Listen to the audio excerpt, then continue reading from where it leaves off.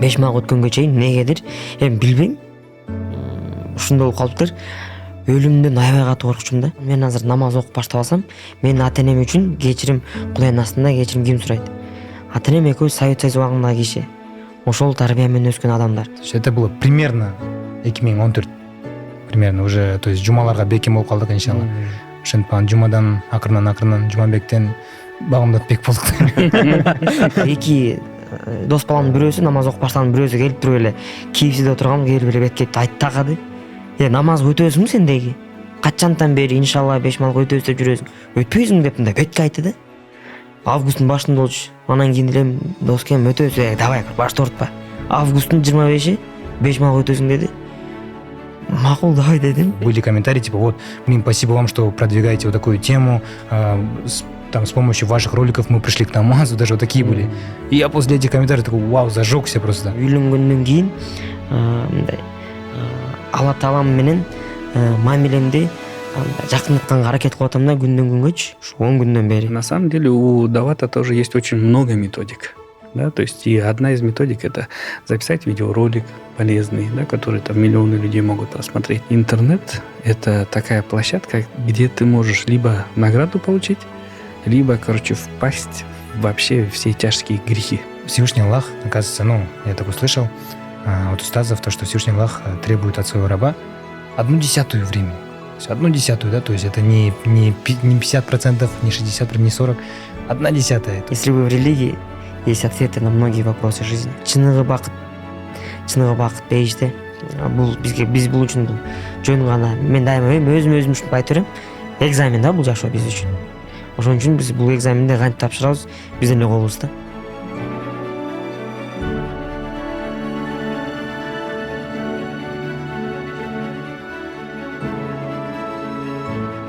Бисмиллахиррахманиррахим. Боорукер жана мээримдүү Кудайдын аты менен баштамакчыбыз.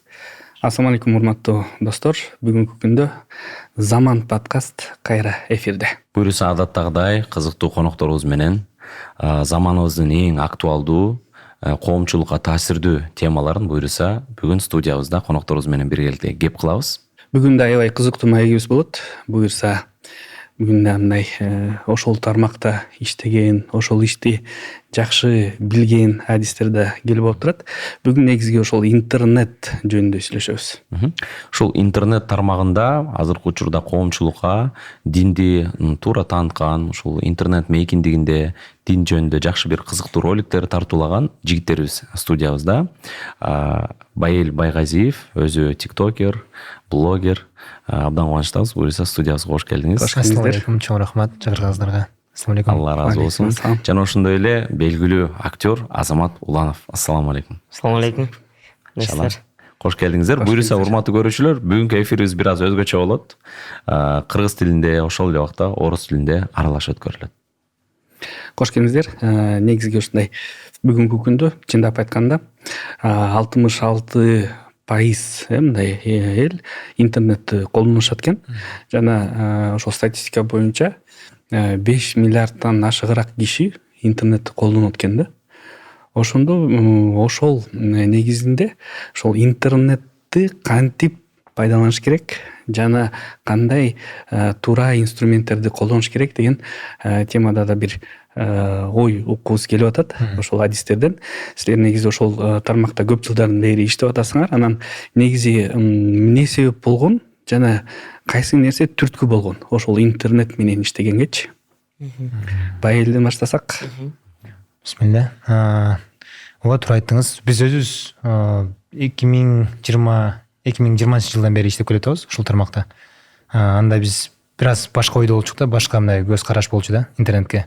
Биз именно мындай развлекательный форматта, развлекательный максат менен эле тартып берчүк. Анан ошентип бирок аудитория топтолдук. Анан ошо менен азыр уже совсем мындай уже башка ой менен, башка ой жүгүртүү менен келип атабыз. И азырынча эми бул мындай күчтүү бир инструмент да. Күчтүү заманбап инструмент. Ошону биз туура колдонсок, туура багытта колдонсок, мен эң сонун бир мындай эме болот го дейм да, мындай как влияние. Таасир калтырат. Азамат мырза, сиз кантип ошол ишке келип калдыңыз? Мен негизи эле соц тармакта өзүм бир 2014 жылдан бери отурсам керек. бирок ал убактарда 2018 жылга чейин деп айтсам калп болбойм го дейм, жаңылышпайм, анда да бизде рынокто соц тармакта, инстаграмда мындай акча табыш деле мындай бул эме жок болчу да, мындай ой жок болчу. ой жок болчу да, эл деле таппачы. Ошол эле азыркы ушу именно инстаграмдан акча табуу дагы сферадагы биздин чоң мындай босстор, алар деле ушинтип сүрөт киргизиш үчүн, өзүнүн жашоосун киргизиш үчүн колдончу да. Мен деле ошол катарда болчумун.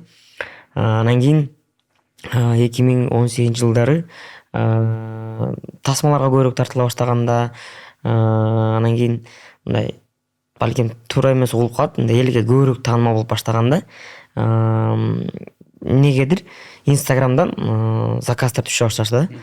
Ошол эле бир компаниялар эмнегедир дегенде анткени катталуучуларым көбөй баштады.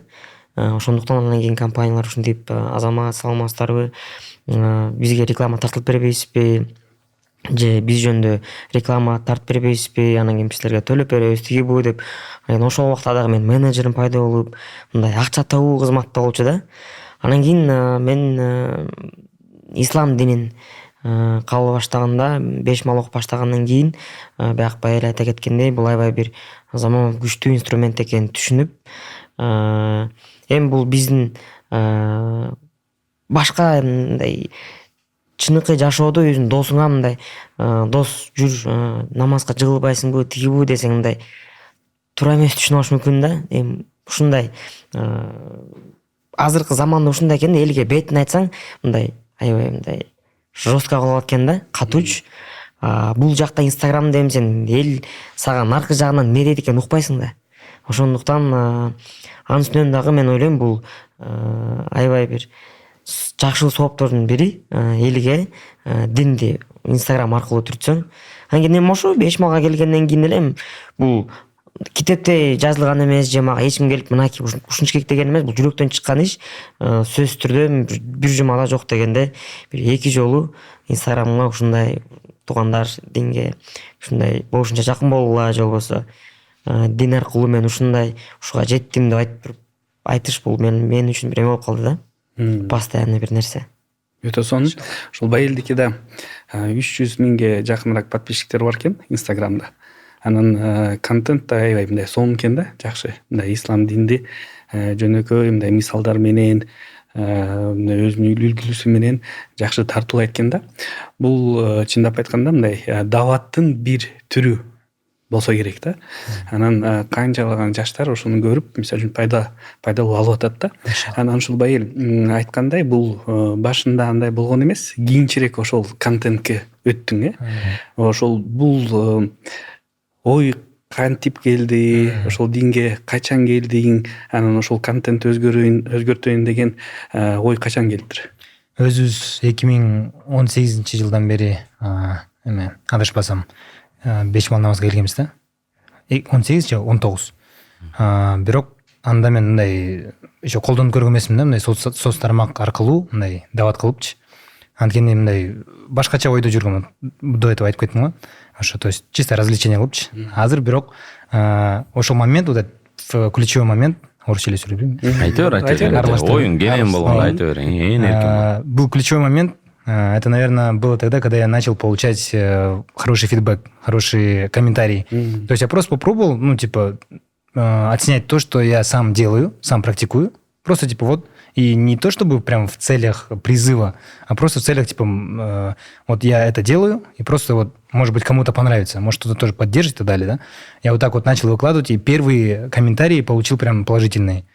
И даже такие, что были комментарии, вот, спасибо вам, что продвигаете вот такую тему, с помощью ваших роликов мы пришли к намазу, даже вот такие были. И я после этих комментариев такой, вау, зажегся просто. Подумал, вау, если вот этот ролик, просто отснять и выпустить ролик, и это приносит вот такое благо, я думаю, почему бы нет? То есть вот тогда я начал чувствовать, насколько этот инструмент сильный.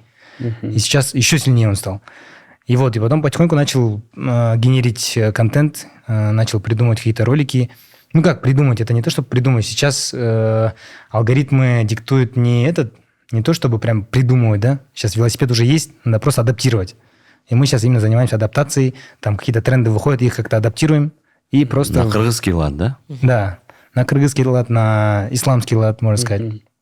И вот чисто максимально стараемся по возможности издалека просто мягкий дават, ну как дават, призыв, да, такой, чтобы люди чуть-чуть, может быть, поразмышляли, чтобы чуть-чуть, может быть, там задумались.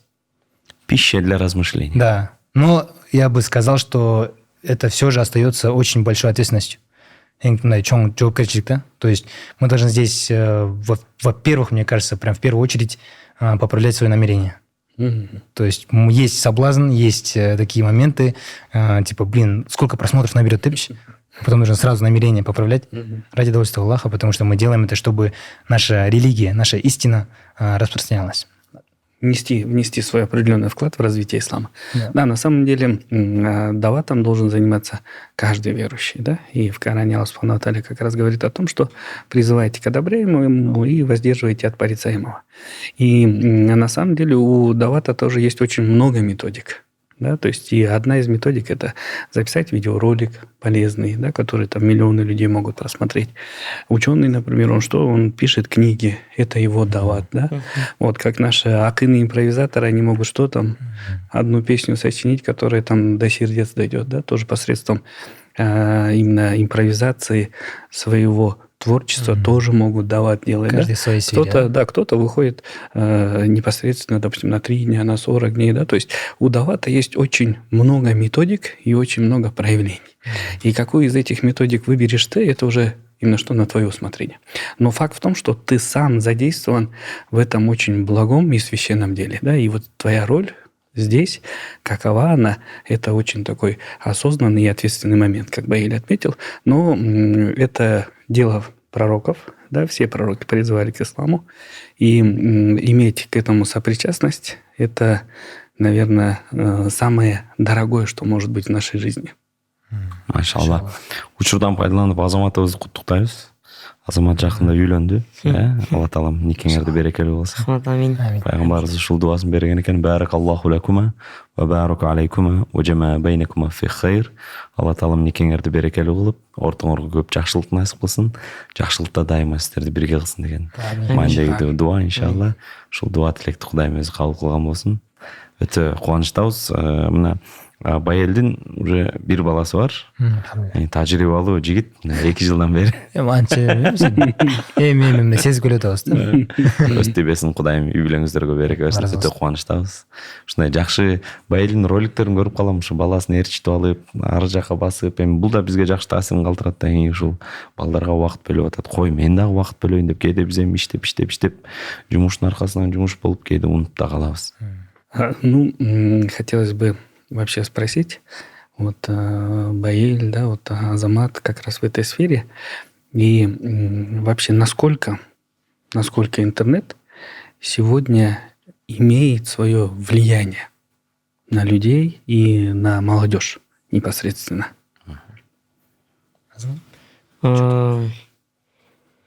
Это, я считаю, это одна из главных проблем вообще, можно сказать, нашего времени, когда в целом социальные сети, они напрямую влияют на воспитание, на мировоззрение, на мысли, на взгляды на жизнь именно у детей.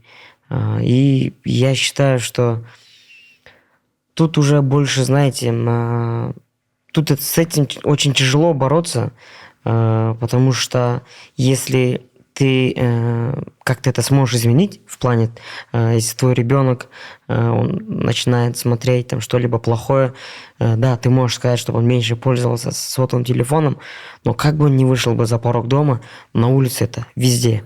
И я считаю, что тут уже надо, я считаю, просто больше беседовать с детьми, что ли. Потому что это проблема, с которым столкнулся и мой племянник, и мы никак не можем дома. Это мы убираем, он плачет.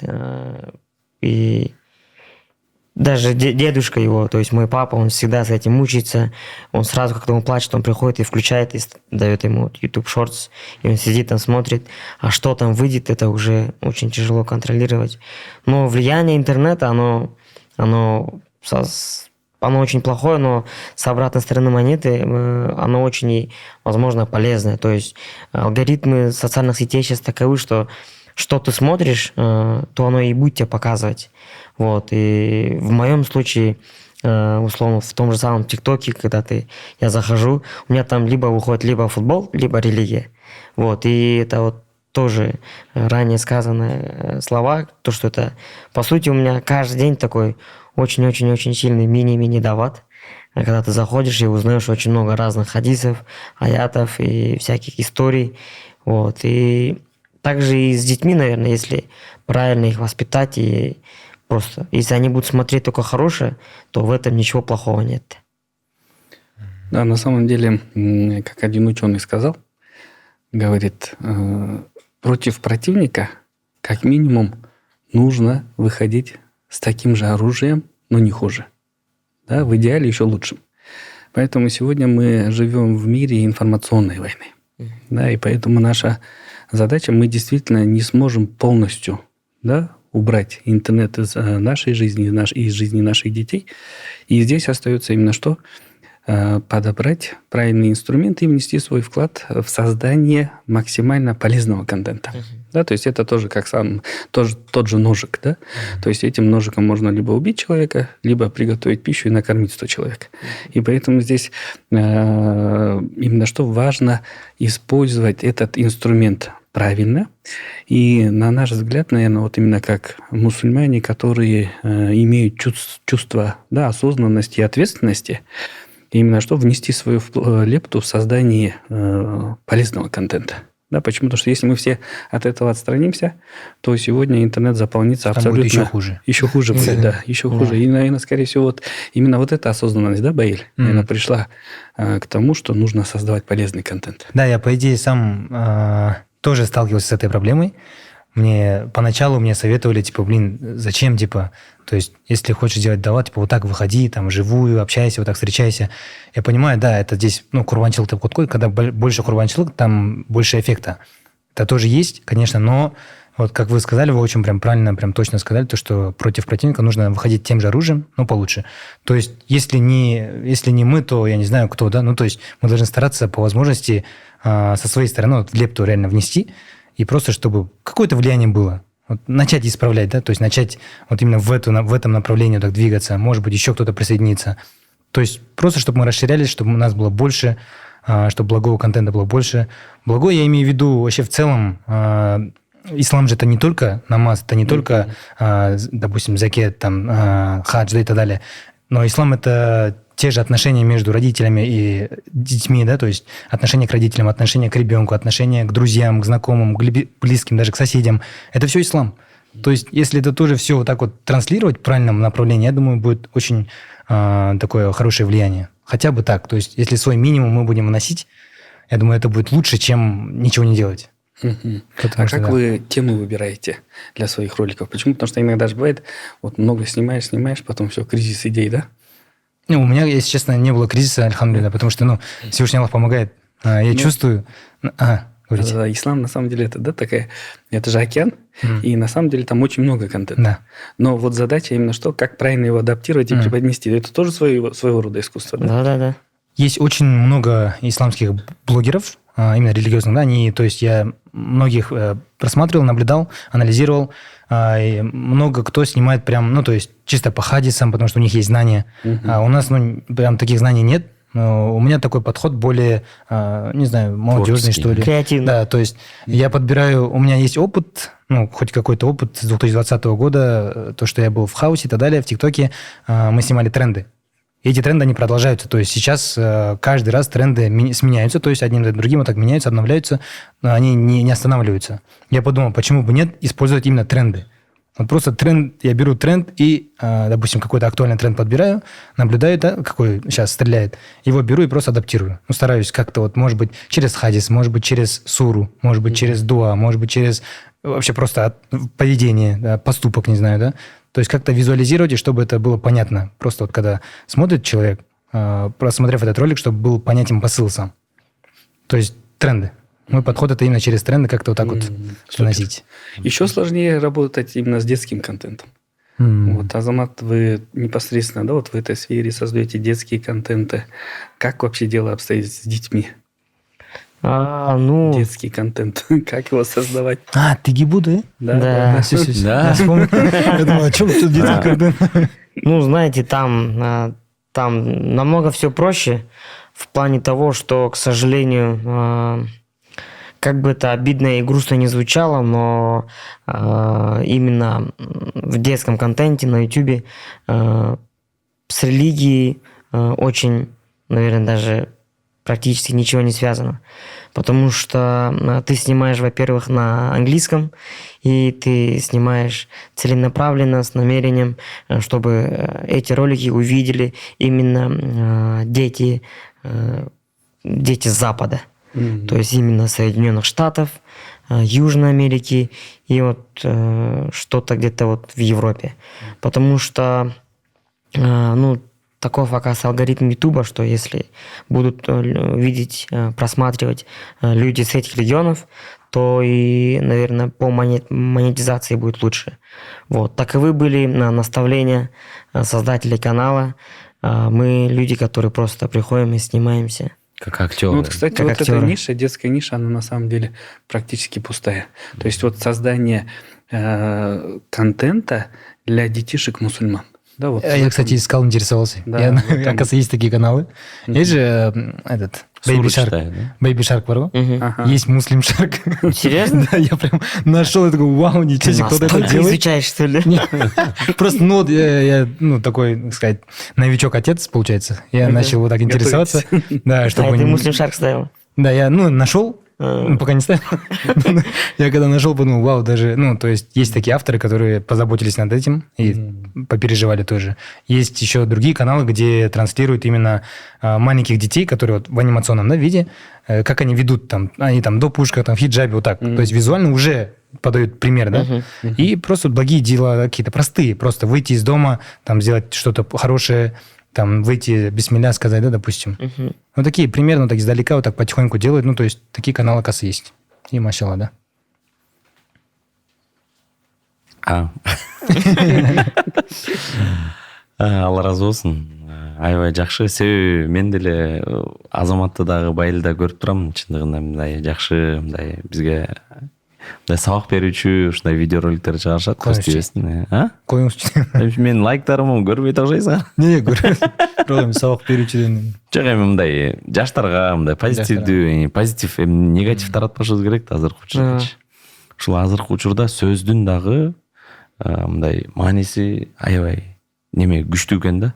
Сөз чыккан кезде жок болуп кетпейт экен. Биз ойлойбуз го жок болуп кетет деп. Негизи ушул жакта бар экен да, турат экен. Как энергетика катары турат экен да. Ошондуктан каякта болбойлу, үйдө бололу, сыртта бололу, биз дайыма жакшылыкты сүйлөшүбүз керек экен да. Мисалы үчүн мен бул жакта чай ичип атканда аябай мындай рахат алып ичем да. Себеби биз мындай үй бүлөлөрдө эң чоң катаны кылат экенбиз. Биз деген көбүнчө адамдар ушул тамак аштын үстүндө отуруп, достор болобу же башка коллектив менен отурушат дагы. Мындай бирөөлөрдү жамандашы мүмкүн, бирөөлөрдү ушакташы мүмкүн, жаман сөздөр, бул мынтип коюптур, бул тигинтип коюптур деп сөздөрдү айтып, ошол жанагы молдого барсаң, дем салып берет го сууга. Ошондой эле демди тамактын үстүнө чыштап, ошонун баарынан ичибизге алып жеп алат экенбиз да. Ошон үчүн мусулмандар да айтат го, тамак аштын алдында бейиш жөнүндө сүйлөгүлөр деп. Возможно, тоже есть своя в этом, да? Ошого тамак аштын астында үй бүлө менен отурган кезде бир гана жакшылыкты сүйлөшкөнгө аракет кылыш керек экен да.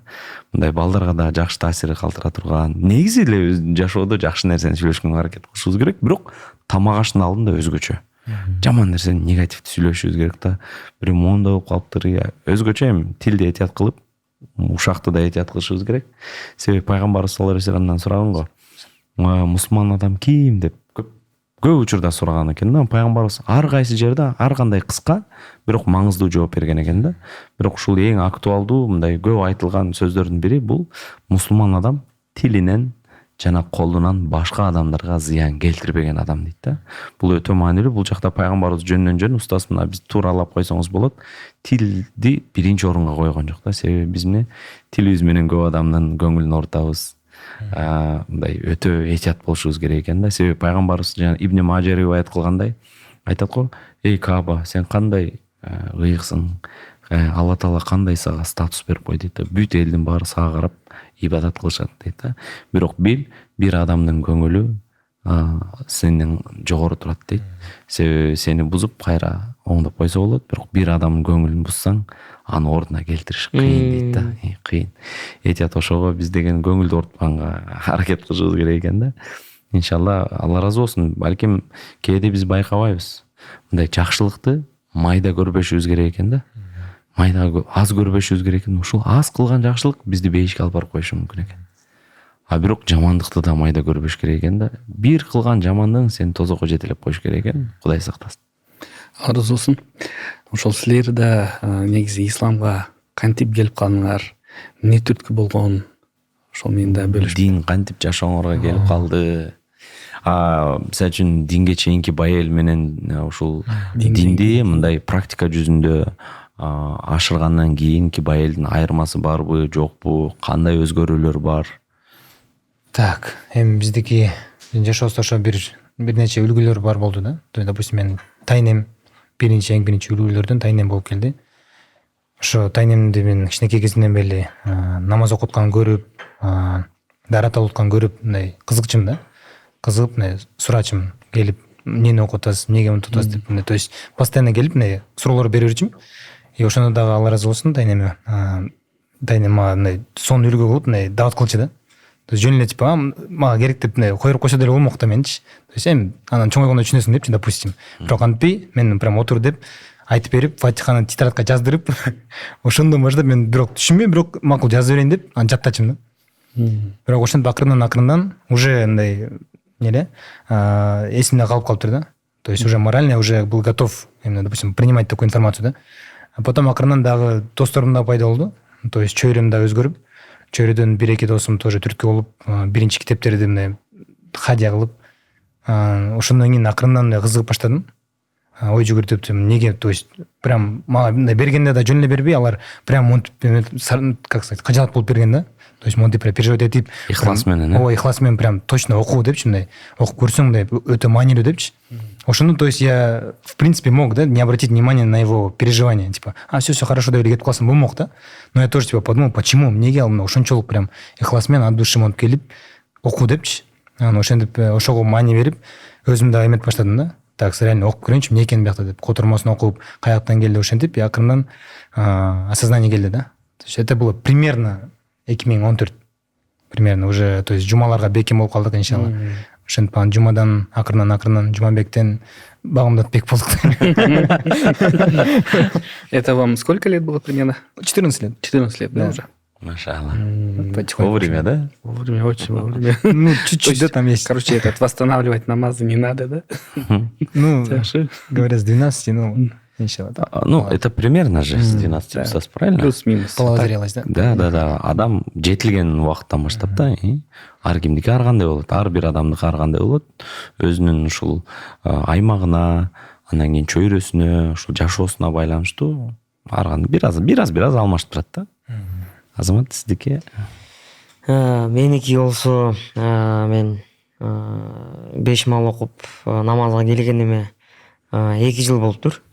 2022-ге чейин сөзсүз түрдө жума намаз кылып турчук дос балдар менен. Бирок менин дагы бир себепкерлердин бири 2 дос балам болду. Чөйрөмдөгү алар дагы 5 малга өтүп, мисалы үчүн биз эшикте отурсарда отурсак дагы дайыма азыр мен намаз окуп келе калайынчы деп эле кетип, дайыма ошолорду көрүп бир мындай кызык боло берчү да. Ох, чутам 5 мал намаз окуганы кетти, анан болгондо да кеткенден кийин дагы бир мындай ал кетет деп койсоң дагы бир теманы ачып, ошол теманы эми эле сүйлөшүп барсам уже кайра келип калат да. Анын ичинде ой жүгүртүү да. Ушунча бат болду депчи. Койчу эми кантип эле депчи. Анан ушундай бул эми фундаменттердин бири да, ой жүгүртүүнүнчү ушундай деп. Анан кийин алар менен күн сайын жолугушасың, алар күнүнө сенин көзүңчө барып намаз окуп кетишет. Жанында айдап баратсаң, мечиттин парковкасына барып мен азыр кирип окуп коеюнчу десем, болсо Инстаграмда отурасың. Эми эле бир 2-3 сторис көрсөң эле ал жака келип отуруп калат. Кеттикпи депчи, анан кийин окуп билейин деп. Ошо менен акырын фундамент куюлерчи да. Ушундай жакшы жагынанчы, ушунча батпы. Менин көзүмчө буга чейин 360ка башка болгон киши менин көзүмчө намаз окуп баштагандан кийин башка боло баштады да. Ошол дагы аябай жакшылык болду да. Өзгөрө баштады. Ооба, жакшылыкка. Мен ачык айтсак эми ичкен киши ичпей калды, чеккен киши чекпей калды. Өзүнүн мындай бир адамга мындай мамилеси мындай эми өтө жаман эмес, бирок мындай орточо болгон киши жалаң жаш болуп калды, жүзү ачык болуп калды. Ошонун баардыгы мындай сезилет экен да. Анан кийин сага дагы бир мындай влияниясын берет экен да. Бул эки дос балам себепкерлердин бири. Анан кийин мен ойлойм, чоң түрткүнүн бири бул болсо мен 5 мага өткөнгө чейин негедир эми билбейм, ушундай болуп калыптыр. Өлүмдөн аябай катуу коркчумун да. Негедирчи. Мен эсимде 9-класспы же 8-класспы бир жолу үйгө келип алып, апамдар уктап калган. Мен болсо бир 11-12де домашний задание жазып бүтүп коюп, анан жатып потолокту карап, анан кийин бир ой келди да. Биз мынакей барып жашап жүрөбүз азыр. Эми бунун баардыгынын аягы бар да. По-любому мен баарыбыз кетебиз да. Алла таалам каалоосу менен. Эми ал кезде мен аз айтып атам да. Ал кезде андай жок да. Биз баарыбыз өлүп калсак кандай болот? Өлдүк, анан эмне болот деп эле анан кийин түнү менен уктап албайчы. Мындай титиреп эле, жаман башкача болуп эле, ыйлагым келип эле же апаңа барып айтканын уяласың. Апа өлгөндөн кийин эмне болосуз депчи. Ошо менен өзүм жиндүү депрессия болуп эле. Анан бул мага аябай бир больной тема болчу да. Анан негедир 2022-жылы мен эсимде майдын аягында ТикТокто аябай Сауд Аравиясында пустыняда эме арыктар жүрө баштады, чөптөр өсө баштады деген эме видеолор өтө көп чыгып баштады да. Анан кийин эле кетти да. Анан еще мындай видеолорду акыркы заман келе баштады депчи. Мен мурун ачсаң футбол болчу, же болбосо мындай бир ар бир приколдор, юморлор. Негедир мен бунусун ачсам ТикТокто жалаң кыямат күн да. Кыямат күн келип атат, намазга өткүлө. Анан кийин мынакей Сауд Аравиясында арык жүрө баштап бир тигүүдө, анан кийин болду кетти депрессия. Срочно. Анан кийин ой кетти, биринчи ой. Мен азыр намаз окуп баштабасам, кыямат күн келсе келиптир, макул келсе келсин. Анан мен азыр намаз окуп баштабасам, менин ата-энем үчүн кечирим, Кудайдын астында кечирим ким сурайт? Ата-энем экөөбүз Совет Союзу убагындагы киши. Ошол тарбия менен өскөн адамдар. Кудайга ишенет, ооминдешет, бата беришет, Куран окушат, бирок динге берилген эмес. Анан кийин ой келди да, эки өтө намаз окуп алса, ТикТок негедир мага түрткү болду да. Балким Алла таалам ТикТок аркылуу мага чыгам деди, ким билет. Анан кийин ой, кыямат күн келейин деп калса, анда мен намаз окуп башташ керек экенмин деген бул аябай катуу түрткү болду. Мындай бир 60%. Ошо анан кийин эле ошо эки дос баламдын бирөөсү намаз окуп баштаган, бирөөсү келип туруп эле KFC'де отурган, келип эле беткейди айтып такады. Намазга өтөсүңбү сен деги? Качантан бери иншалла 5 малга өтөбүз деп жүрөсүң. Өтпөйсүң деп мындай бетке айтты да. Августтун башында болчу. Анан кийин эле дос кем өтөбүз, давай башты оорутпа. Августтун 25-и 5 малга өтөсүң деди. Макул давай дедим. Негедирчи? Августтун 25-и дедим. О, мен эсимде август болду өтөсүң деди. Анан макул давай деп экөөбүз кол карамаштык. Анан кийин эле морально даярданып баштадым. 25-inde биринчи жолу, 22-лери 23-төр эми акырындан өзүм туруп көрөйүн дедим. Багымдатка турдум. Тренировка болду. Тренировка. Багымдат окуп баштадым. Багымдат окугандан кийин эле жумушка, детский контентке келсем, ал жакта шеф так айтыптыр. Мен 5 малга өттүм деп. Машалла, мен дагы фажир баштадым десем, жакшы, жүр 5 окуп коелу дейт. Макул. Мен окуп көрүлө экен, бирок макул деп бардым. Даратка 4 мүнөт кетти. 5 намазга бир болсом бир 9 мүнөт кетти. Анан намаз окуп бүткөндөн кийин болду. Ой, мен кылган мындайсың да. Ох, блин. Ой, 14 мүнөт эле кетти. Вай.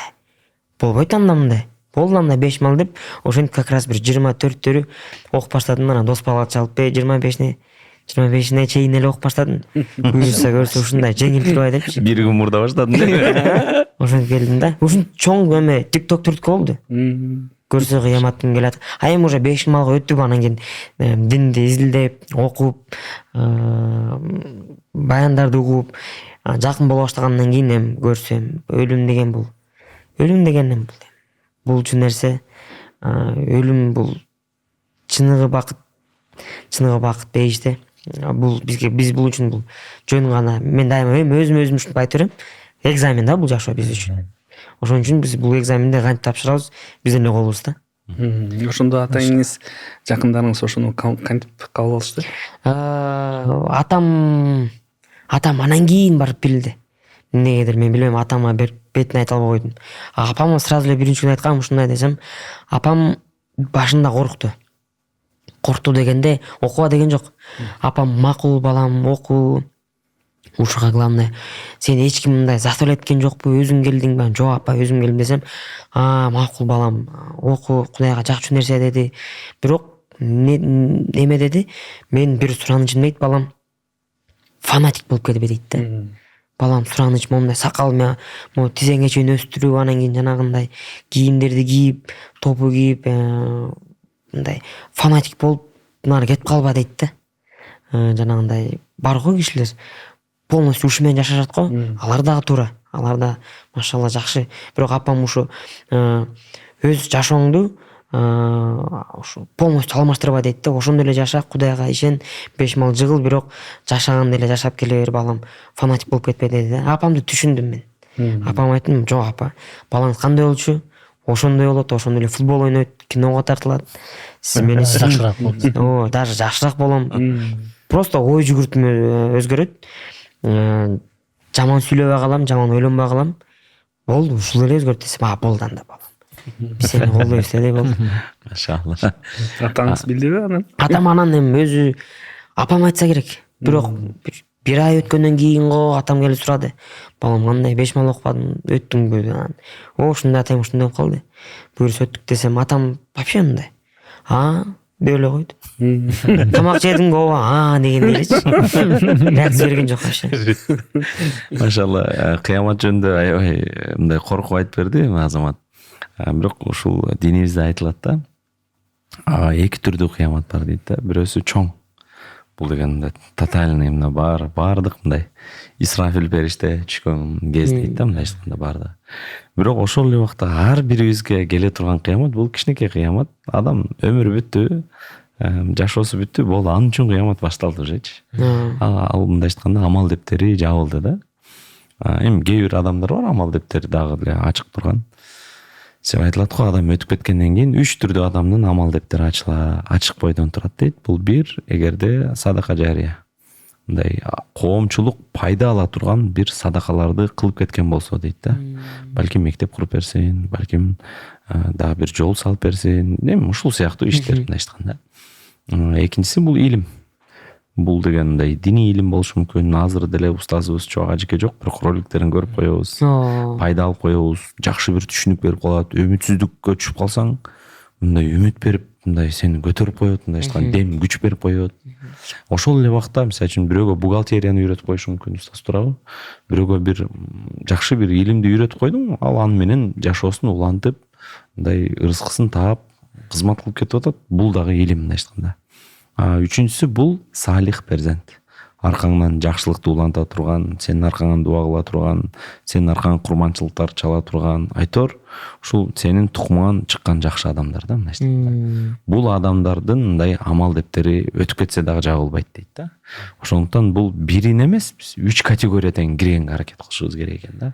Ушул илимди да таратып, колдон келишинче мындай бир жакшы садака жарыялар жасап, үчүнчүсү мындай өзүбүздүн аркабыздан, тукумубуздан жакшы адамдарды тарбиялап өстүрүшүбүз керек экен. Иншалла Кудайым өзү кабыл кылган болсун. Амин. Алла разы болсун. Ошол негизи мындай ролик чыкканда интернетте мындай жактырган кишилер чыгат, анан жаман көргөн хейтер деп коет го. Ошолор да чыгат, мындай негативный комментарийлерди жазышы мүмкүн. Ошол силер чыгарган роликтин астында ушундай хейтерлер жазса, жаман комментарий жазса, ошону кантип кабыл аласыңар, жана ошол нерсе менен кантип күрөшөсүңөр дегендейчи. Жок берери? Рұқсат. Буга чейин эми баштатканда эми мындай эң прям биринчи роликтерден кийин там таасир тийчи да, то есть мен окуп башташымда ар бир хайтындай, ар бир комментарийлер окуп, бирок хейтерлер аз болчу да, вообще деле жок болчу, бирок анан акырындан нет болот экен да, канча адам ошончо ой экен да. Кээде мындай бир ойлор чыдап кетет, ойлондон соң блин же туура эмес кылып атамбы депчи, ого депчи, что-то походу тартпай эле койгонго депчи, может мындай эле контент тартам депчи. А потом акырындан келип и бир дос балам совет берди да, то есть мындай устазга карман деп. Устаз менен маектешип мындай сүйлөшүп, ошо кеңешип ошо көрсөт депчи. Если устаз если одобряет, машалла бисмилля киргизер депчи. То есть ошентип мен деп все, оңой эле турбайбы депчи. Устазды табып иншалла акырындан ошого эметип байланып эметип атабыз, иншалла ошо фильтр кылыпчы. Вот устаз макул болуп, все мен все бисмилля деп эметем, и все хейт там все нормально. Это сон аябай сонун сунуш бериптир э. Мындай көңүлдө эме болот да, тынч болот да. Да. Потому что түшүнүп прям сезип турасың, то что билимдүү адам уруксат берди, типа билимдүү адам, все макул, нормально, караштырып берди, все. Если чоң он ответственный, да. Не, ал жак. Алла биличеси. Азамат. Бияктыкы дагы жакшы экен. Эмнегедир дегенде бул жакта баягы досумдун контенти баарыбыз билгендей эле жалаң мындай дин боюнча, дин бар жерде мындай хейт азыраак болот да. Болот, билими бар киши жазат. Могул жерден баягы бир аз туура эмес айтып алдың же кылып алдың. Же болбосо мындай билимсиз такыр үйдө отуруп алып, ичинде мындай бир аз кири бар адам жазат да. Бирок антсе дагы мындай дин бар контент жерде хейт азыраак болот да, мага караганда. Эмнегедир дегенде менде көбүнчө юмор да, ойлоп чыгарылган, ойлоп сценарий болуп жазылган юмор, бир болбогон ситуация, чыгарылган ситуация, жалаң гана юмор да, дин жөнүндө эмес. Ошол жерде хейттин бүт баары ошол жерде да. Анан кийин мен динге кире электе эле хейт аябай көп болчу. Динге киргенден кийин өзүмдү хейтерлеримди эки эсе көрөк чоңойтуп алдым да. Эмнегедир дегенде азыр мисалы үчүн мен ролик тартып, мен мисалы үчүн ролигимде бир импортный бир товар болуп калса, эл сразу жейт да. Азамат бул аккаунт неме комментарийдин баары элечи, Азамат бул деген халал эмес да, эмнеге буну көрсөтөсүң, буну эмнеге мынтиң. Анан кийин роликте мисалы үчүн мен жөн эле сценарий боюнча дос балам менен сүйлөшүп атып, анан кийин дурак деп койсом, ошо дурак деген үчүн элдин баардыгы жейт да. Эмнеге дурак дедиң, сен деген намаз окуйсуң да, дурак деп эмнеге айтып койдуң, сен эл үчүн мындай үлгү болуш керексиң депчи. Мен айла жоктун, чыдайсың, чыдаганда мурда көмүп калгам. Бир четтен мындай айтып коет го, смотря под каким углом смотреть депчи. Менин көз карашым буга аябай бир мындай позитив болуп калган. Эл жазып атса, значит, элдин астында чыгып атат видеолорум. Значит, эл ошо хейтти жазыш үчүн комментарий деген кнопканы басып, клавиатурада ар бир кнопкаларды басып туруп жөнөттү да. Ошого, значит, мен заставлять этиптим да. Мээнет кылышты деп. Ошо мээнет кылышты да, значит, мен жакшы видео тарттым деп өзүмдүн айма разы берем да. Чын мен хейтти вообще мындай серьез эч качан кабыл албайм. Даже керек болсо мындай жүрөгүмө тийчү по идее сөздөр болсо дагы, же просто удалить этип коем, же болбосо деп элем, дальше листеп берем да. Устаз, менде мындай бир суроо бар. Ушул биз комментарий жазып аткан кезде же бирөөгө бир сөз айтып аткан кезде ошого жоопкерчилик мойнубузга түшөбү? Ошого мындай Кудай Тааланын астында жооп беребизби?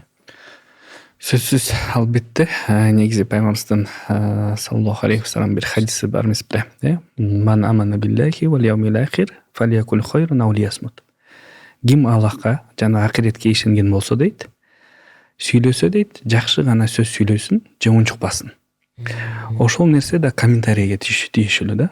Сөзсүз ошол нерсени мындай оздон чыгаруу эмес, мындай жазсаң деле ошол деле сөз. Поэтому сегодня у нас очень большая ответственность. Почему? Потому что интернет – это такая площадка, где ты можешь либо награду получить, либо, короче, впасть вообще в все тяжкие грехи. Да, Вот то есть- можно вопрос, Ага. как раз пока не отошли от темы. Становимся ли, вот мы же становимся причиной. Допустим, мы создаем контент, ролик загружаем, и, допустим, этот ролик становится причиной того, что люди начинают там какие-то свои мысли оставлять, и им отвечают другие, потом они между собой так спорят, ругаются.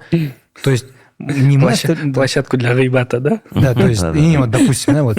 И получается, мы тоже входим... Соучастник. Не стал ли ты соучастником? Не, вообще, да, то есть Здесь, ответственность есть ар бир какая. адам ошол ниетке жараша Намерение. намерение. То есть силер жакшы ниет менен чыгарган болсоңуз, силер наоборот эмне сооп аласыңар, э?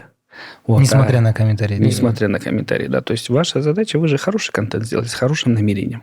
Вот, и если контент по своему информационному содержанию не противоречит исламу, не противоречит шариату, все, вы наоборот за него получаете вознаграждение.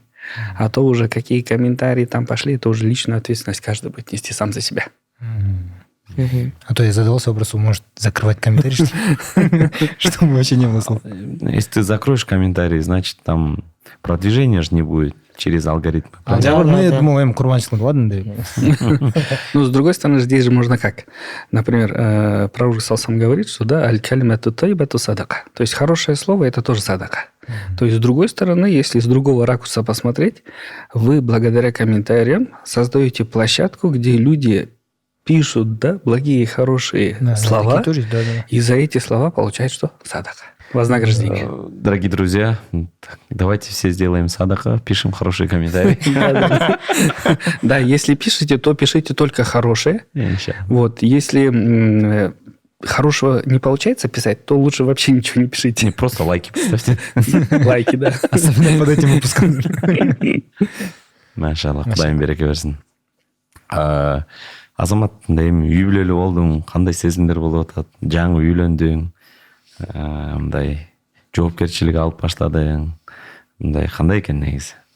Сезимдер чын айтканда бир башкача. Үйдө жаныңда мындайма дагы бир киши, ойгон соң жанымда бир киши.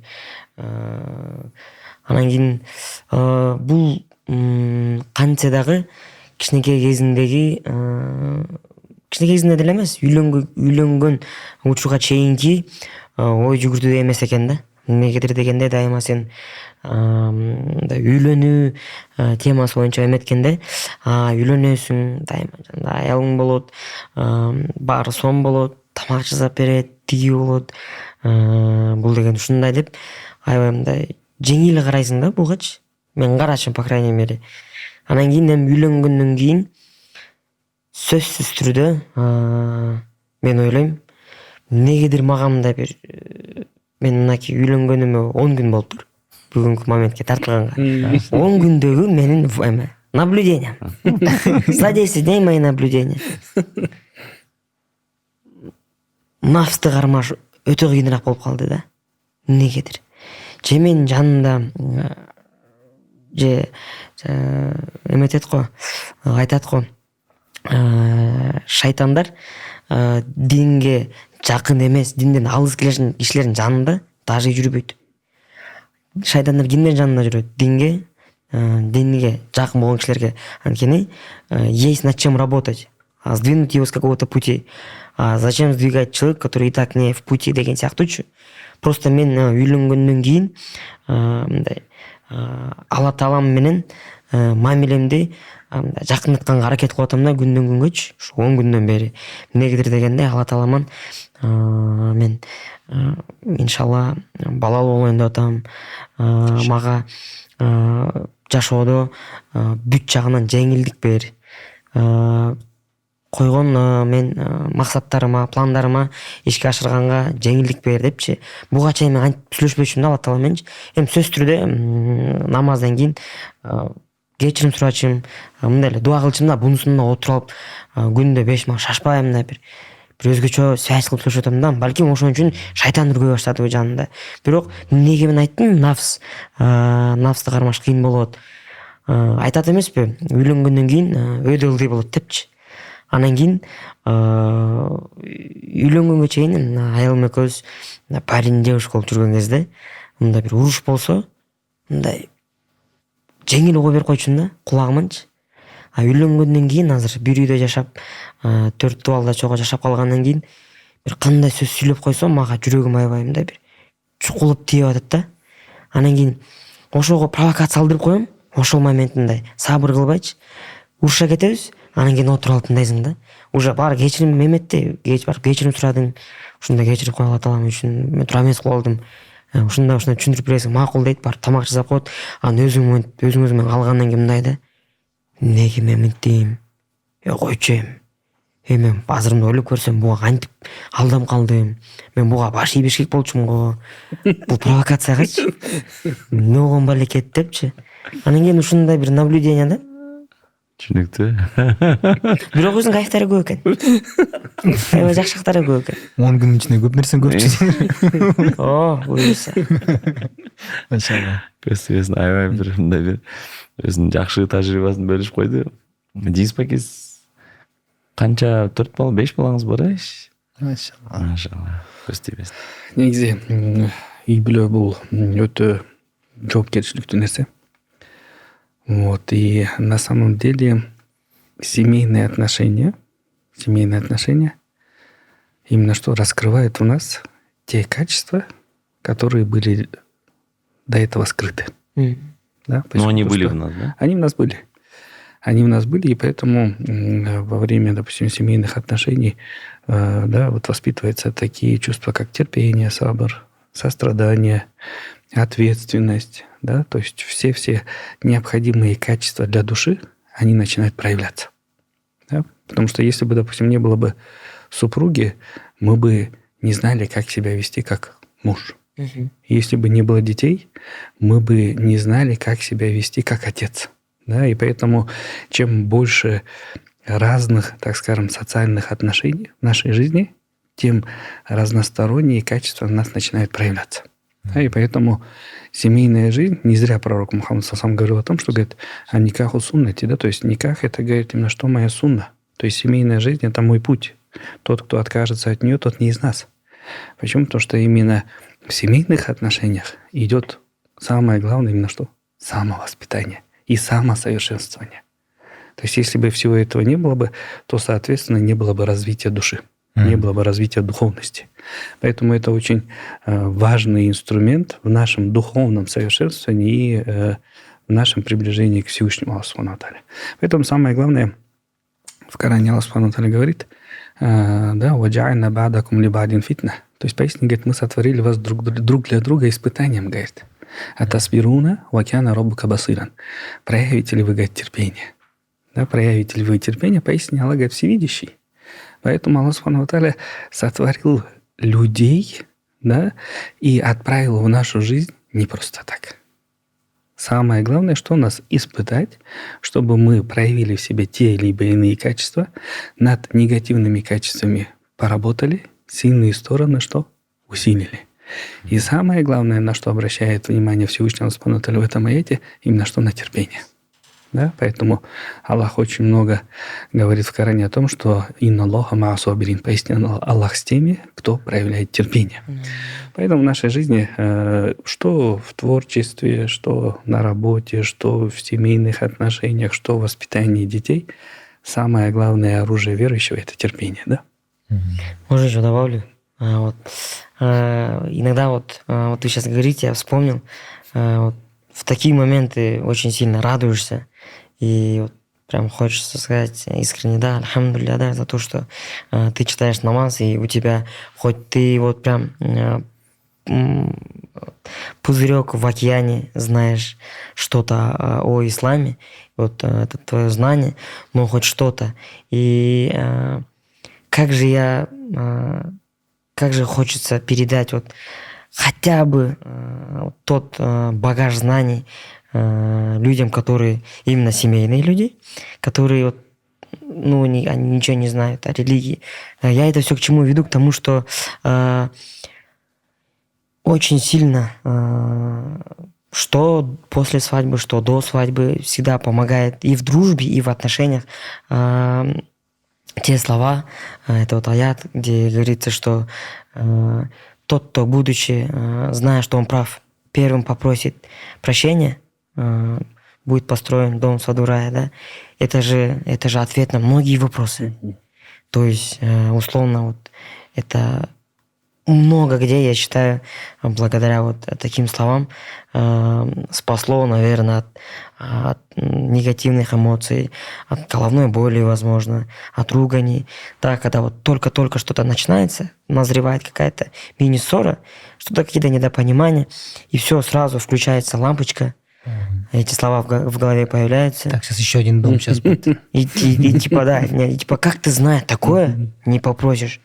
Тут срабатывают два аята, да, то есть это не аята, то есть вот в этом случае это. И во втором, что, насколько я знаю, что текеверчилик, гордость, это один из больших грехов, быть гордым. И то есть то ты, во-первых, можешь себя проявить не гордым, а еще и попросить первым прощения. Даже если, да, там, ты знаешь, что, ты, по идее, не был виноват, просто у нее не было настроения, и она этим... Или друг, он знает, что ты вчера, на самом деле, там, условно, я пример говорю, что ты, по идее, дома был, а он утверждает, что нет, ты же на компах был.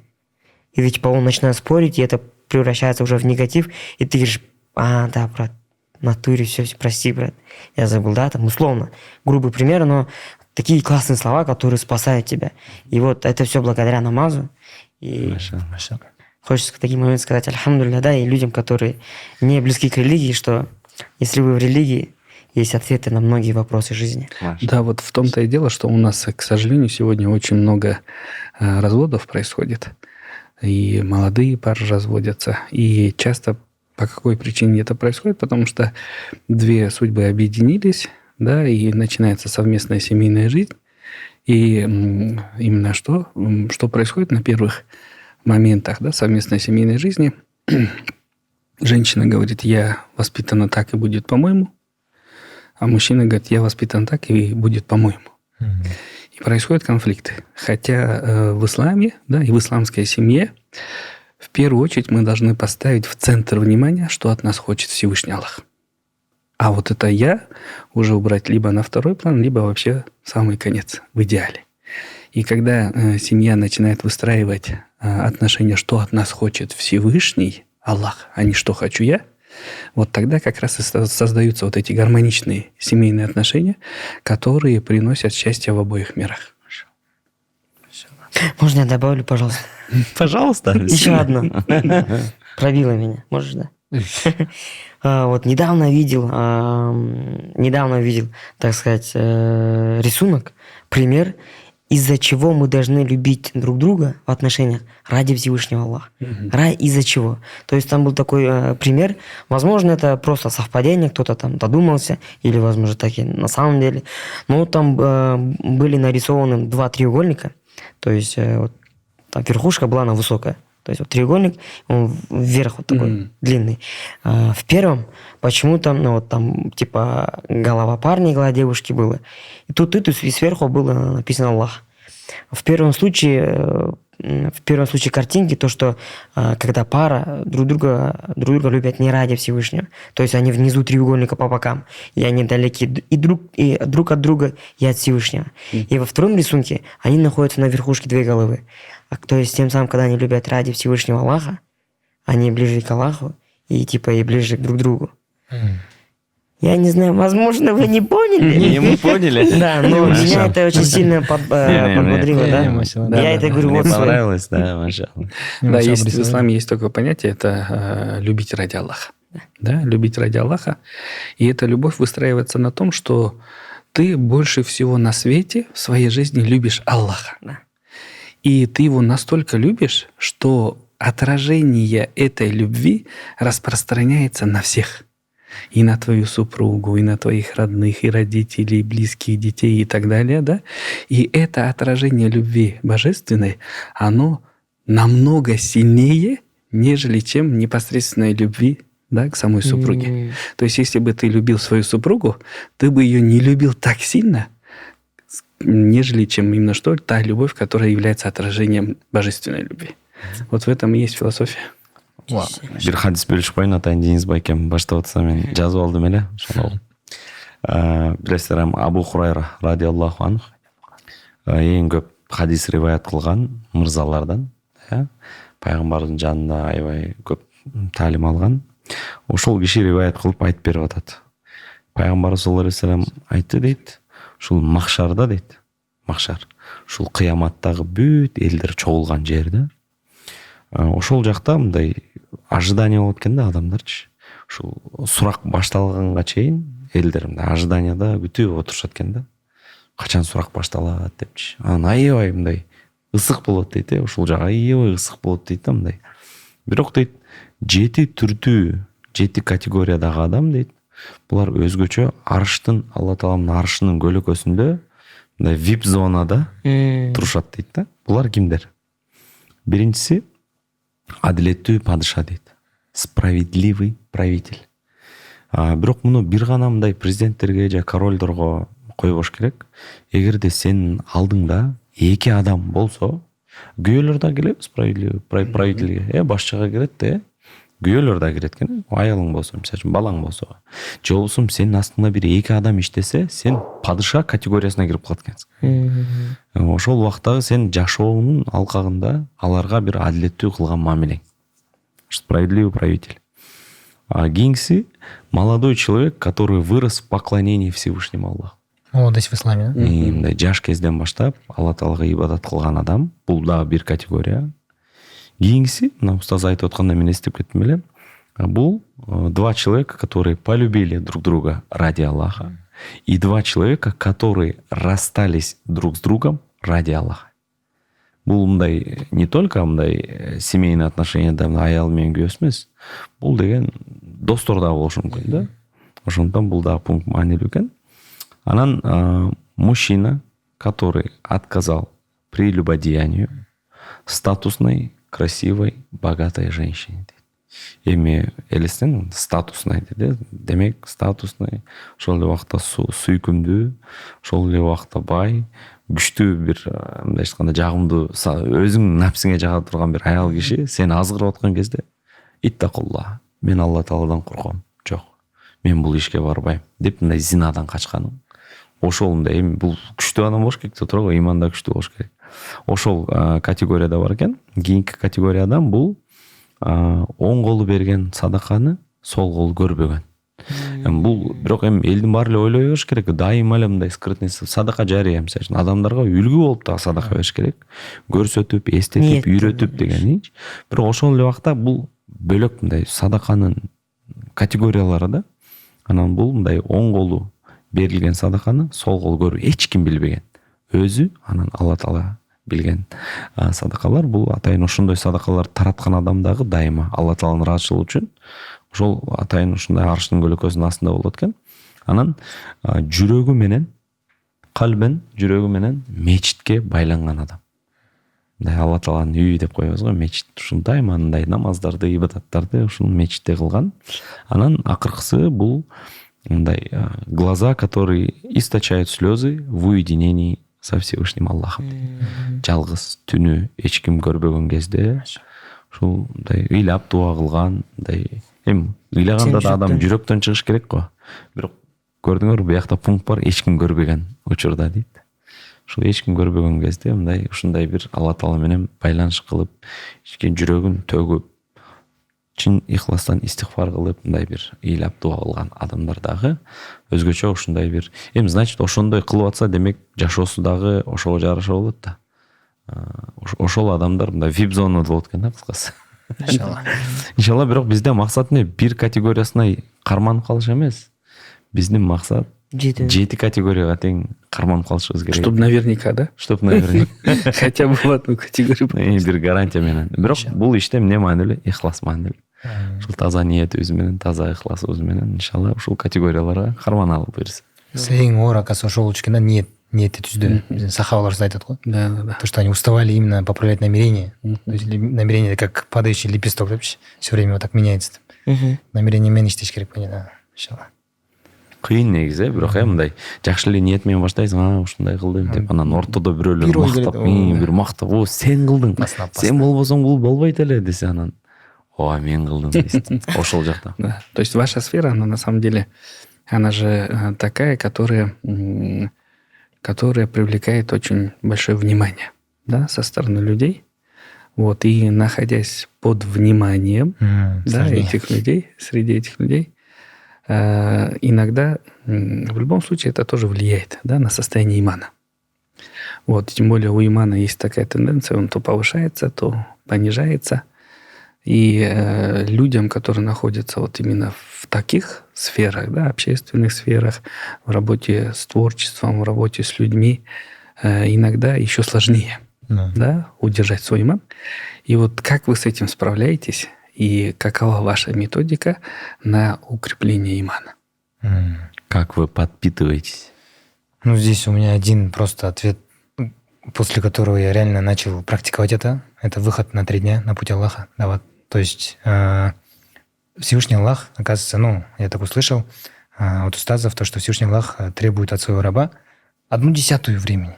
То есть 1/10, да, то есть это не 50%, не 60%, не 40%, 1/10. То есть это если месяц брать, если из 30 дней, то это 3 дня, да? Если в год брать, то это примерно 40 дней. И хотя в раз в жизни, оказывается, 4 месяца, да? Ну вот, здесь вот эти 3 дня в месяц, вот каждый ежемесячно, если 3 дня выходить, я почувствовал, насколько иман обратно пополняется, как зарядка, да? Как зарядка, на телефоне тоже есть, мы заряжаем, шундуйли, да? То есть мы так подзаряжаемся, то есть там мы же уединяемся с Аллахом, мы там все вот стараемся, вот все чисто, вот в чистом потоке, да, все полезное делать, талима, амала, читать книжки, учить дуа, суры, намаз не пропускать, джаматом, мечеть, это все вот прям реально духовно наполняет человека. И когда ты в такой сфере хотя бы 3 дня находишься, как минимум, это уже да, влияет. И когда ты приходишь сюда в дунью, допустим, так скажем, ты уже понимаешь, что к чему, понимаешь, где адал, где харам, все так четко, да. И ушел иман мен, иншалла, так месяц 27 дней так прожить, но он к концу тоже хайр алсырап кылат, да. Снова так ослабевает иман.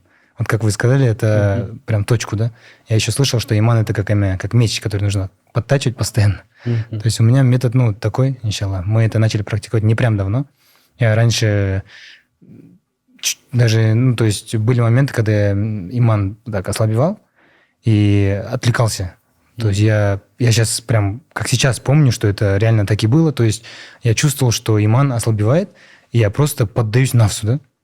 То есть вот это ощущение такое прям ужасное ощущение. Когда ты понимаешь, что ты вот нафс, и ты вот идешь туда вот зная, да. На поводу, да? Да, астагфирулла. Но потом, когда я пришел к этому, то что по советам друзей, да, и так далее, в конце 23-го года был мой, альхамдулилля, первый дават. И когда я вышел, я сперва не понимал, куда иду, то есть я был наслышан положительно, а потом, все, бисмилля, ради Аллаха, вот уповай на Аллаха, да, вышел, и все 3 дня просто настолько насыщенно, настолько вот в чистом потоке. Я так называю, я так привык называть, чистый поток. Когда ты не залипаешь в телефоне, когда ты там не ленишься, когда ты там ничего плохого не делаешь, там плохое слово не говоришь, там плохие мысли не допускаешь, стараешься все вот именно в чистом потоке. И там 3 дня проходят в чистом потоке, и ты чувствуешь, как эти 3 дня даже, вот, мало, да, вроде 3 дня, но влияет на дальнейшую твою жизнь, допустим, на месяц вперед. И вот потом потихоньку так обратно заряжаешься, обратно вот так вот, по чуть-чуть. Машалла. Очень классно. Азамат? У меня это, как бы это, возможно, как бы это плохо не звучало, но это горькая правда, что я почему-то заряжаюсь, подпитываю свой иман социальными сетями. Вот опять-таки, исходя из ранее сказанных слов, что алгоритм сейчас нынешних социальных сетей таков, что ты смотришь, то и будет показывать тебе при следующем запуске этого приложения. Вот, и иман не позволяет смотреть что-либо плохое, либо что-либо запретное. Вот, и поэтому у меня сейчас, заходя в Инстаграм, в программу, в которой это программа где-то, это и по сути моя работа, куда я должен всегда заходить и быть начеку, что-либо как. И заходя, у меня всегда появляется, сразу же встречает либо «Привет, Криштиану Роналду», да, футбол, либо же какой-то хадис, либо аят. И я подписан на паблики, где разные все либо о исламе. И также заходишь в рекомендации, в поисковик, и там вот подряд. И ты просто сидишь, а я, люблю залипать в Инстаграме, просто лежать и вот ковырять рилсы. И там у меня то есть это у меня всегда такой, опять-таки, как я ранее говорил, мини-мини дават. Вот. И либо же у меня бывает такое частенько, там, раз раз в 2 недели, наверное, когда вот ты совершаешь что-либо очень такое, что-либо, после которого вот сидишь и вот искренне жалеешь, что это сделал. Плохое что-то. И ты понимаешь, что, это все из-за того, что, наверное, что-то не то со мной. Мало в Инстаграме сидел. Не мало в Инстаграме сидел. Я шучу, я. Типа, ты сам виноват, что, скорее всего, вот в этот момент ты не подумал, не проявил сабр. И так себя чуть учишь, себя ругаешь. И в этот момент сразу мне по кайфу, по душе, сразу в этот момент зайти на YouTube и поставить вот. Бывает же, пишешь же там Коран для успокоения души на YouTube. Я не знаю почему, но это срабатывает, я сразу это ставлю и вот ухожу в себя. Буквально на минут 20. Как раз это вот хорошая сторона интернета, да, о которой мы говорим, что на самом деле в интернете очень много полезной информации, в том числе исламской, очень много роликов, да, вот именно таких содержательных, я качественных, да. Очень полезный. Я вот тоже. Мне нравится вот Ансар Медиа. Вот там прям такие классные ролики. И вот я тоже подписан на YouTube-канал нашего брата Саида Ибрагимова. Вот, и у него тоже там прям такие хорошие ролики. Сейчас вот они начали уже короткие ролики делать. Раньше такие длинные были, а сейчас понимают они, что это люди нетерпеливые, надо покороче делать. Но они такие содержательные, да, такие классные. Но, Султан, вы как свой иман подкрепляете? Я никогда не выходил на дават, честно. Никогда, не посчастливилось мне, так сказать. Бирок эми негизинен ушул туруктуу сабактарга барып турам жумасына бир жолу. Устаздар ушул белгилүү бир теманы мындай тазалык темасынан баштап эле тазалык, мындай мекенге болгон сүйүү деген, ата энеге болгон мамиле, ушундай динде ушул намаз, зекет, ушул сыяктуу нерселерди бир сабактарга мына устаздарыбыз берип турат бизге. Анан ошол жактан динди туура түшүнгөндү, мындай дин мындай таар эмес экенин, мындай кенен экенин ошол жакта билдим, тааныдым, түшүндүм. Ошол менен мындай жашап келдим, Кудайга шүгүр. Анан жылда бир ушул умрага барганга аракет кылабыз, мындай барып зарядтан алып, бая эле айткандай ошол жактан бир аз таасир алып турабыз. Анан албетте бул чөйрө. Жакшы адамдар менен жүрсөң, күнүгө жакшы нерсени сөз кылышат. Жакшы нерселерди үйрөнүп аласың, унутуп бараткан нерсени үйрөнүп аласың. Азастан бирок мындай интернеттен дагы жакшы таасир алып калабыз. Бирок мындай чөйрө бул аябай катуу факторлордун бирөөсү экен. Чөйрө анан туруктуу сабак алуудагы аябай жардам берет экен. Мындай жума намаз бар да. Анан жумага бир аз эрте келсең жакшы, жакшы сабактар болуп турат. Хутбаны угуп, ал жакта бир аз жакшы таасир калтырат. Сонун заряд болот тоже. Анан жума сайын, анан бизде мындай вторник күнү сабакка барабыз да күндүз. Максат деген устазыбыз бар. Ошол киши сабак берет. Анан күндүз обедте эле отуруп, анан ушул бир теманы ачыктап, 1 саат сапаттуу сабак өтүп коет. Анан деп мындай ыраазы болуп каласың деп. Анан ал өтө мындай сонун түшүндүрүп берет да.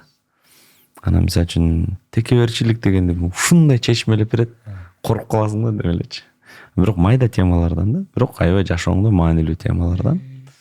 Анан бир жолу намазды ачыктап берди эле. Мен мисалы үчүн намазды мындай мурда биз түшүнбөй эле арабча жаттап алып окуй берип турбуз да. Бирок ошол намаздагы сөздөр жанагы мисалы үчүн биз Субхан Раббиал Азим деп айткан, Алла Таалам сен баардык кемчиликтерден тазасың деген мааниге алып келет экен да.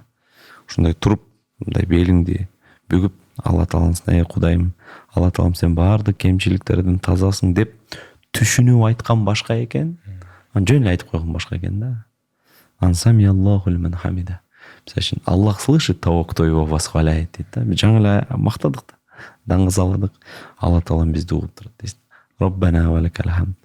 Ушундай бир Раббибизге шүгүрлөр болсун. Аллаху акбар деп туруп, Аллах велик деп туруп, саждага барып, земной поклон, саждага барган кезде биз эмне дейбиз?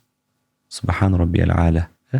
Ушу сөздү айтабыз, Алла Таала самый великий дейбиз да.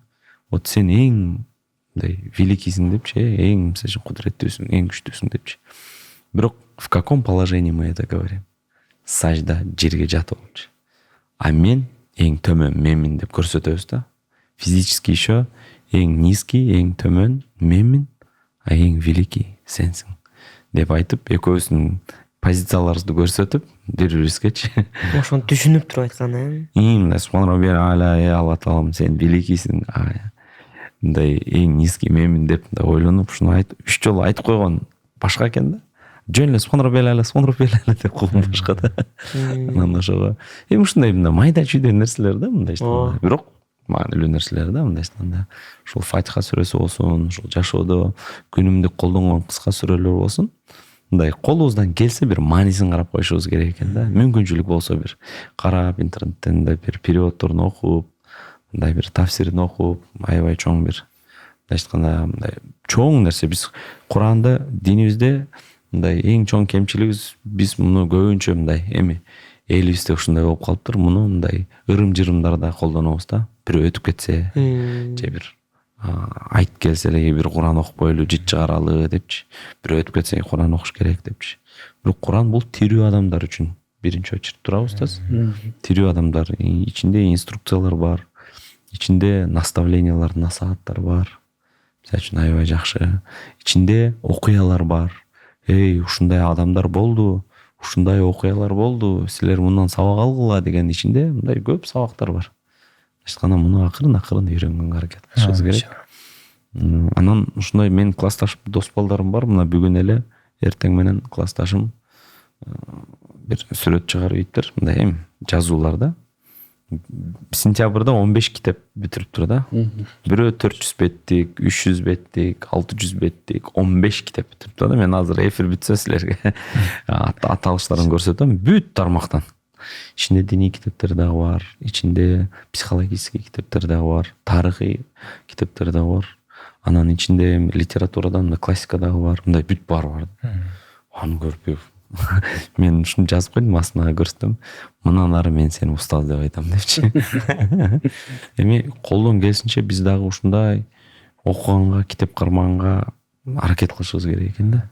Себеби китеп бул сен менен маек курган адам, бирок ал жөн киши менен жазылган эмес да, бир өтө бир илимдүү, өтө бир мындай көп жылдар бою окуган, мисалы үчүн адам бир 7 жыл бир нерсени окуп туруп, ошол бүт маалыматын фильтрлеп, анан кыска кылып жазып берди да, бир 200 баракка батырып. Ошону окуганды да үйрөнүшүбүз керек экен. Азыр замандын мындай бизди китептен алыстатып, телефонго жакындатып койду го. Как раз одна из, наверное, позитивных, да, точек именно интернета, то, что сегодня появилось очень много аудиокниг.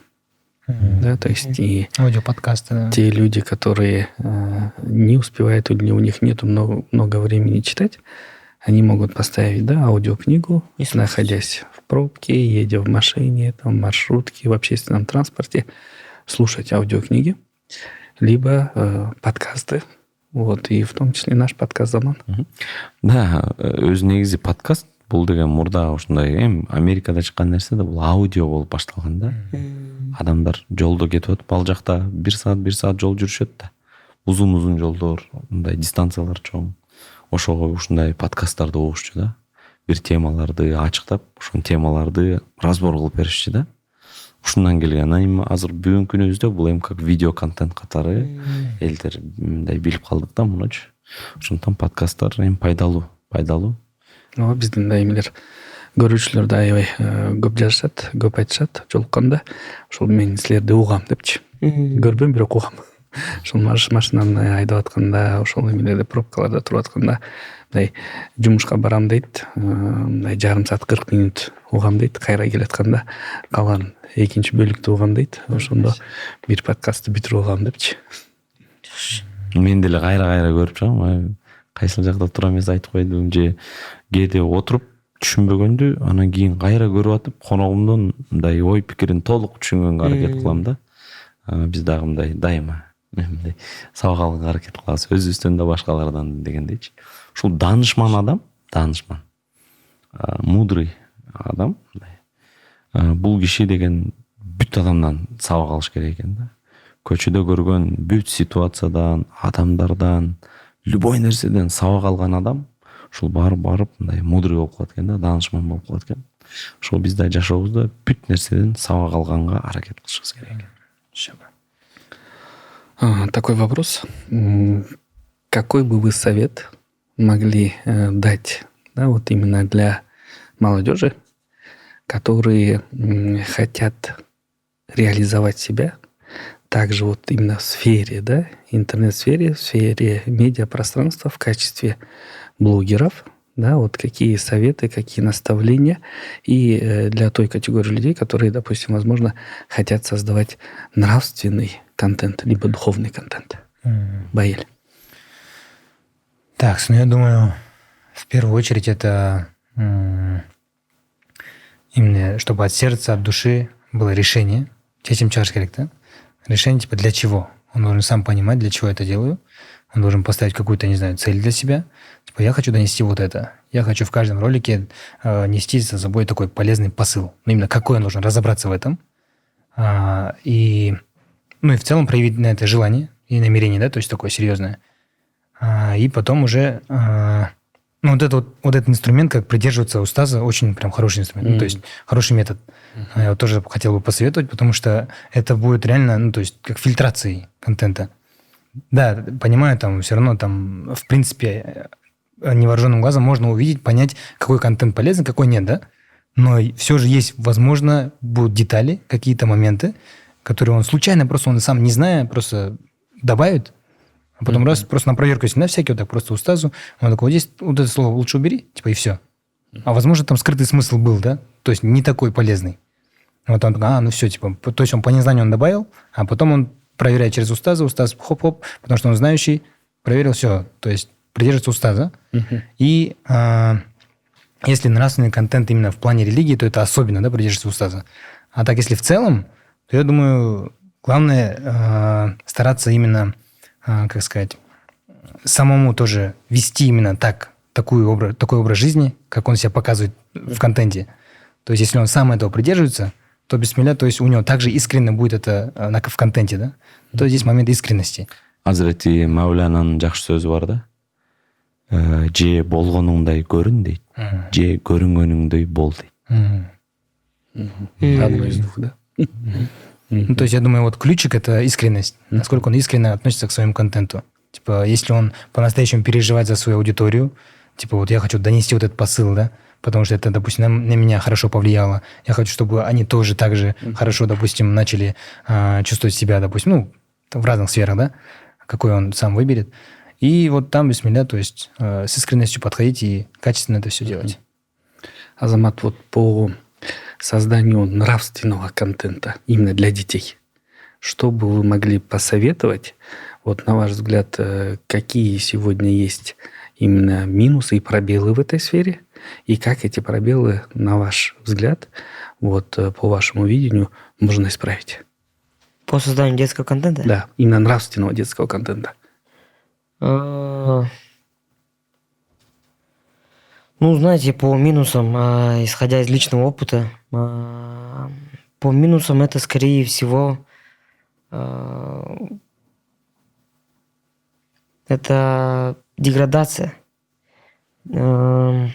Я уже не работаю в этой сфере 1,5 года.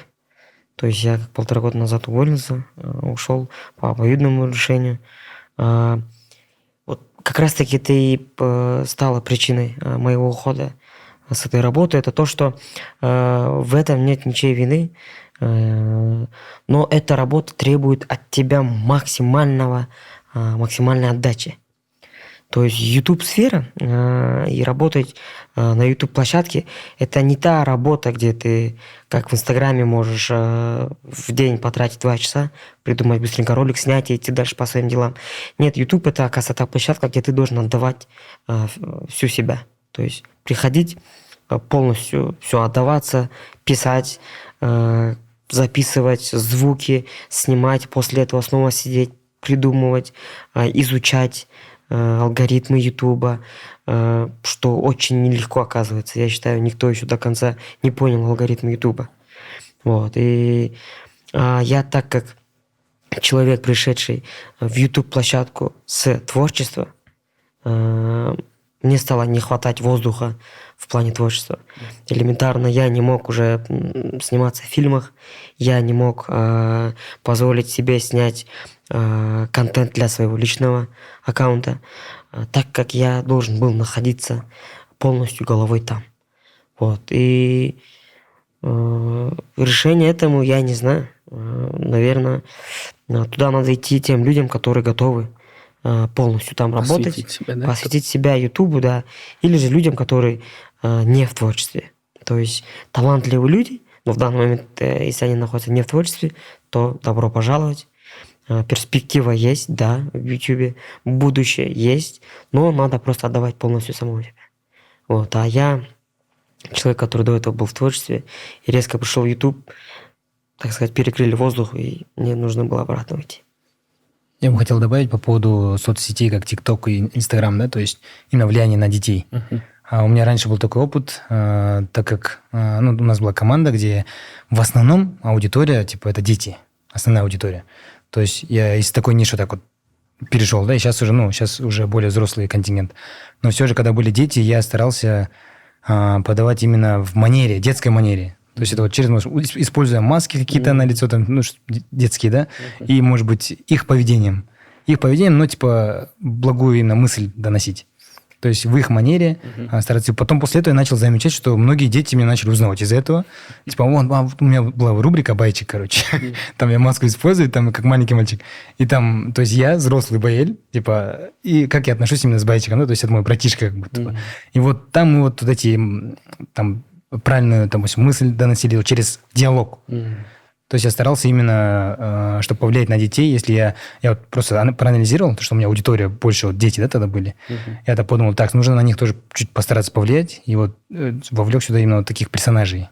Ну, допустим, того же самого же Байчика, да, допустим, именно в их манере. Вот, то есть так тоже, я думаю, можно будет влиять тоже. Вот ваш совет родителям, да, то есть как можно ограничить, да, именно что ребенка от дурного, неправильного, негативного контента? Вкратце. Я думаю, во-первых, родители сами должны себя ограничить, то есть при детях, да, особо так сильно так не залипать, чтобы дети не брали пример. Типа, если он в телефоне, тоже, оказывается, это тоже хорошо, типа, да. Это, во-первых. Я думаю, во-вторых, по возможности следить за тем, время от времени заходить в его, допустим, аккаунт или что, в его телефон, типа, что он смотрит. Потому что алгоритм, это вот как Азамат до этого сказал, алгоритм сам подстраивается под человека. Чтобы он там можно сделать так, чтобы, типа, допустим, плохой ролик вышел, 3 точки, неинтересно, все. Плохой ролик вышел, 3 точки, неинтересно. И все, уже алгоритм сам понимает, такие ролики мы останавливаем, да, и будет уже меньше. То есть периодически вот так вот фильтровать, я думаю, будет какой-то... То есть если родитель, допустим, возьмет сотовый телефон ребенка, да, и вот на такой негативный контент будет нажимать вот эти 3 точки, он потом перестанет отправлять. По чуть-чуть, да, будет меньше. Хорошая методика. Намного меньше. Вот, да. Я думаю, так, если периодически они будут переживать за их контент, это будет хотя бы какая-то польза. Я полностью согласен. Это вот, наверное, потому что и больше нет решений. Да. Это вот либо напрямую посодействовать, взять телефон и самому уделить время и выбрать негативный контент и отметить это то, что как неинтересно. Или же другое решение, наверное, отдать ребенка на какие-то занятия спортивные, чтобы он полюбил. Занять временем, да? Да, занять временем, чтобы у него физически вообще не было времени сидеть в телефоне. Ну, также обратно, да, здесь, извиняюсь, именно мы стараемся фильтровать от негативного, да, неинтересно, но и также ставить лайки, комментарии там и так далее, делиться полезным контентом, чтобы было больше этого. То есть мы так баланс фильтруем, и здесь будет уже какое-то влияние. Алгоритм сам будет подстраиваться. Плюс өзүң деле бир аз көбүрөөк убакыт бөлүп балдарыңа сүйлөшүп, кичине бир аз эмоцияларыңды берип, анын эмоцияларын алып, бир аз аны мындай угуп, мындай интерестерин сурап, билип. Ну вот педагоги тоже рекомендуют такую практику: смотреть, да, иногда в день хотя бы там, часик, что-то вместе с ребенком. То есть вместе с ребенком. То есть выбирать, да, какой-то полезный контент и смотреть вместе с ним. Почему? Потому что когда родитель рядом, то ребенок даже, в принципе, тот ролик, который ему не особо, допустим, интересен, только из-за того, что присутствует родитель, он именно что начинает им увлекаться. И поэтому рекомендуют хотя бы в день там по часу что-то вместе с детишками, какие-то полезные передачки, полезные мультики, допустим, да, то есть, ну, до этого родитель должен уже сам сделать определенную подборку, и вот эту подборку именно что вместе с ребенком просматривать. Да, тоже хорошая практика. Ребят, наше время подошло к концу. Спасибо вам огромное, что уделили время. Иншаллах. Спасибо вам. Я думаю, да, наш ролик будет полезен нашим зрителям. Чудеса. Да, тема была очень актуальная. Вот дети и интернет, молодежь и интернет. То есть сегодня это, наверное, такая тема номер 1 на повестке дня у всех. Поэтому надеемся, что все наши зрители получат максимальную пользу от этого выпуска. И пусть Всевышний Аллах Субхану ва Тааля вот, дарует всем благо вот, и хорошего настроения. Амин. Машаллах. Урматтуу көрүүчүлөрүбүз, учурубуздан пайдаланып, биз даамдуу досторубуз Додо Пиццага чоң рахмат. Жана ушул видео подкасттарыбызды биз in-house эмерек салонунда ичинде ушундай монокарпеттен аябай сонун килемдери бар болгон жерде тартабыз. Буюрса Алла Таалам баарыңыздардан ыраазы болсун. Ушул ишке салым кошкон баарына чоң рахмат. Биздин видеолорубузду сөзсүз бөлүшүп, жакшы комментарий калтырууну, лайк басууну унутпаңыздар. Конокторубузга мына Байелге, Азаматка ыраазычылык билдиребиз. Өздөрүнүн убактарын мына курманчылыкка салып, мына бүгүн биз менен бирге болушту. Жалпы жамаатыбызга да чоң рахмат. Заман подкасты менен бирге болуңуздар.